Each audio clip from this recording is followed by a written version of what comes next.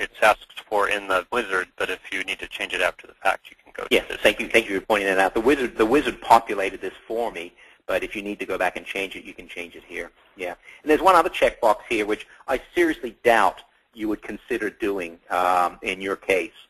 But that is if you were doing a situation where you're going to put new insulation in, you could check this box saying that I'm going to do quality insulation installation, and that means you're going to actually put the insulation in correctly.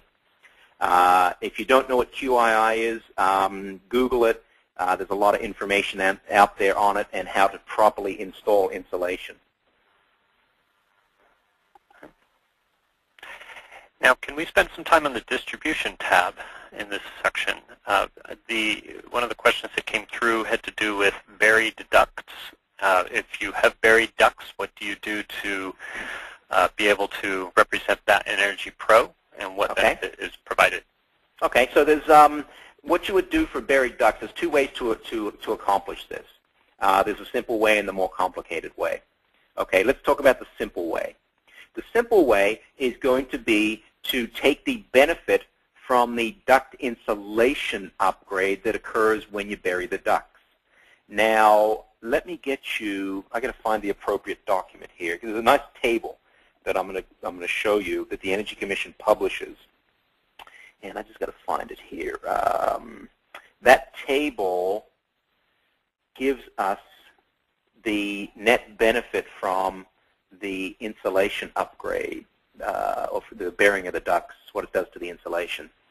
So it's in the residential ACM manual, and let me find buried ducts in here. Okay, keep going.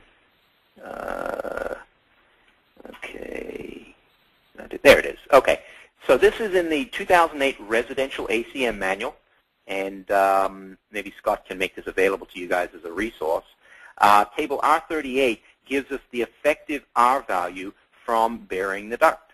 And you can see, as an example, that if we bury our duct in R30 insulation, that the effective duct R value goes up to R13. So what you could do is you could simply take your alternative here, and you could specify that the net duct insulation would be 13 when we're done. Okay, so that'd be an example of doing buried duct. That's a simple example, and that works fairly easily and would be my recommended approach. The not recommended approach would be to do a before and after, and in the before case, you'll need to model, check this box here, and you need to specify measured duct surface area. Click on this box here, and you'll need to specify specific diameters of duct, the lengths of the ducts, et cetera, and then you'll go through and you'll identify up to 5 different duct occurrences. You'll do that for the before case, and then for the after case, you'll come along and say, okay, this duct, instead of being in the attic with ceiling insulation, is now going to be specified as being, is now going to be specified as being in the attic covered or deeply covered, which means that it's completely covered with insulation. Okay, so you can do a before and after, specify the before as being a bunch of ducts that are just in the attic, the after as being a bunch of ducts that are now covered up in the attic, and do the comparison there. I don't recommend you do it that way. I think that's an overly complicated approach. I think that table I showed you is a lot cleaner for you to do. Okay, next question. Okay, thank you for that. So, just so you know, we have about 10 minutes left, and I do want everyone to know we have lots and lots of questions, and we will get to all of them by after the webinar if it doesn't get answered before we're done. I'm going to throw in as many as we can before the time is up, and the rest we will be sure to get answered back to you. Let's see. One of the questions we had to do with had to do with a demo copy of EnergyPro. Is it possible to have one that can either generate reports or give someone who has yet to buy a module a look at what EnergyPro can do? Okay, so what you're going to want to do is just download from our website the standard version of EnergyPro, and that will, by default, be activated as a demonstration version. You can then go through all the different screens that we've gone through. You can practice doing inputs. You can even use it to create all your buildings and whatnot. It just has a limitation that it's not going to let you run any calculations on it. So you can certainly get get trained on it, get up to speed on it, and all that good stuff with the demonstration version. Okay. Thank you for that. Now, so another technical question has to do, what if you have mixed ceiling assemblies? Okay. Maybe part of the house is cathedral ceilings, part is not. Yeah, that shouldn't be a problem. Keep in mind that when you go to the room here, here's an example where I've got an existing R11 roof with attic. I can specify here that I have another roof, and this roof is going to be roof cathedral, which we specify. And what I'm going to do is I'm going to specify it as being new. Okay, there's 200 square feet, and I'm going to say that it is a R11 cathedral. Okay, the reason I specified it as new is that way when EnergyPro goes through and does the upgrade, it won't recommend to me to upgrade the insulation here in the cathedral. And the reason for that is in the attic, it is a reasonable expectation for them to upgrade the insulation. In the cathedral, it would not be a reasonable recommendation. So that way I can control that. So you can put as many roofs as you want in, and you can put all the different conditions you've got there. Okay, next question. Can EnergyPro model whole house fans? And if Okay. so, what are the benefits? Or what does it make of the effect of that? Yeah, the California Energy Commission it doesn't have any equations that recognize any benefit from whole house fans. So if we were to put in calculations for whole house fans into EnergyPro, we would have to come along and invent some equations that represent the benefit from those. And I don't know what validity that would have in the calculations. So no, right now we don't have whole house fans in there.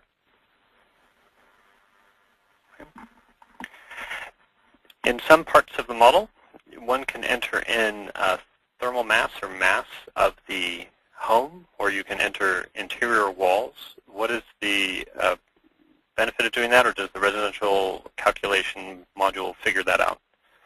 Okay, so you click on the Add for the room, and there's a selection there for interior surfaces.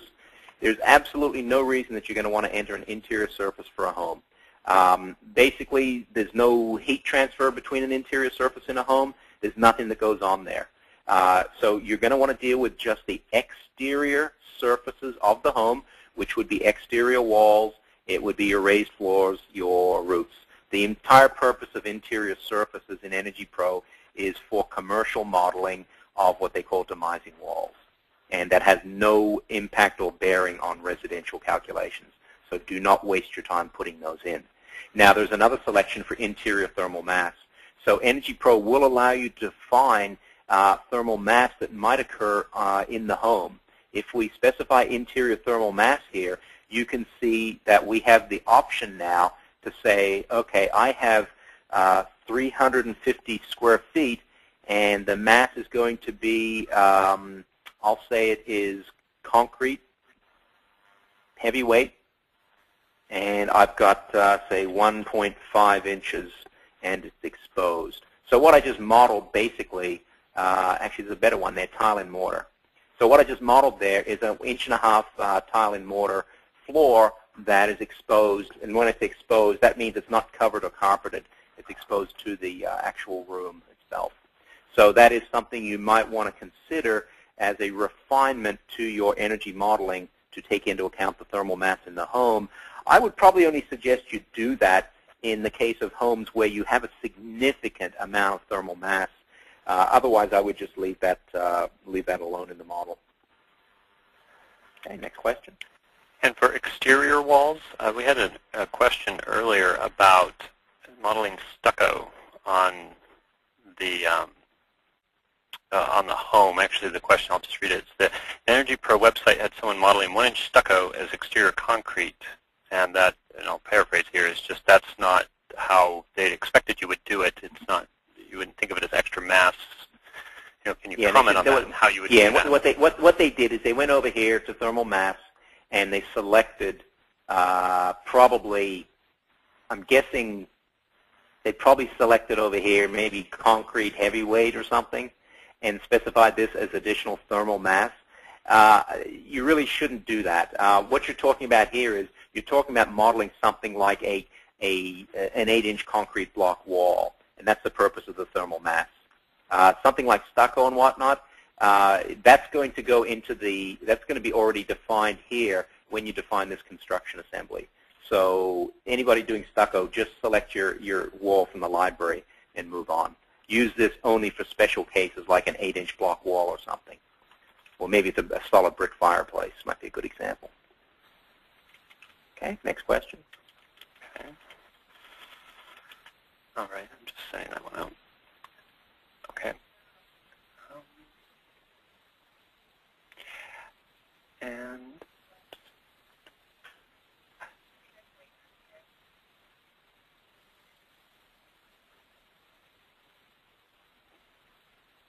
a lot of these that I'm reading appear to have been asked. Let's see. Let's see. So, with respect to additions or a garage, how is that handled in EnergyPro? Okay, so, well, and addition's a whole different discussion. We'll do that in a second. But if you've got a garage wall, okay, you've got a wall that faces out into the garage, obviously that wall doesn't see any sun. So what you would do in EnergyPro is you would add an exterior wall here into the first floor, and we'll call this garage wall. We'll tell EnergyPro that there's 200 square feet, and we will specify here, not that it's an R13 wall. We're going to click on that. We're going to create a new wall from that. So add new. Now, there's my R13 knee wall. Let it go. Where'd my R13 wall go? Well, that's fine. I'll pick this wall. What we'll do is we will specify that we have a solar reflectance of 1 on that wall. Okay? So now what EnergyPro has done is it has said that wall is completely shaded. It doesn't see any sun, but it does still see, obviously, heat transfer from conduction. So that's the proper way to model a garage wall. Now, for an addition, I'm not sure that the addition has any context in our discussion today, because that would relate to if I were doing a new construction project where I'm adding onto a home and whatnot. So I think that probably is a better question asked in a different venue, because we're talking about looking at existing homes here. Sure. And what I'll do, just in case others encounter this, because I've had one contractor ask this in the past, is if you are applying for this utility rebate program, the rebate program is concerned with how does the energy use of the home before you started work compare with how it looked after you completed the work. And you need to have, in some way, have modeled both circumstances. Right. You may use the Alternatives tab in EnergyPro to model the after case, or you can create 2 separate models, one that's entirely the before, one that's the after, and compare the results. And so if, as part of your retrofit, you are adding a sunroom, you're adding something to the house that's increasing the square footage, as long as the overall effect of the work that you've done is saving enough energy to qualify for the rebate, then it's basically would qualify. But if you are doing some energy improvements, but you've doubled the square footage of the house, I know that's an extreme example, but if you've kind of created this much larger house, and it turns out the simulation shows the energy usage doesn't decrease by the required amount, then that would not necessarily qualify for the program. You would have to include that increased square footage into your calculations. And so the way you guys would do that with EnergyPro is you'd do a before and after. And the before house would be, say, 2,000 square feet. The after would be, say, 2,200 square feet with the addition on there. And hopefully you get your percentage savings requirement as needed.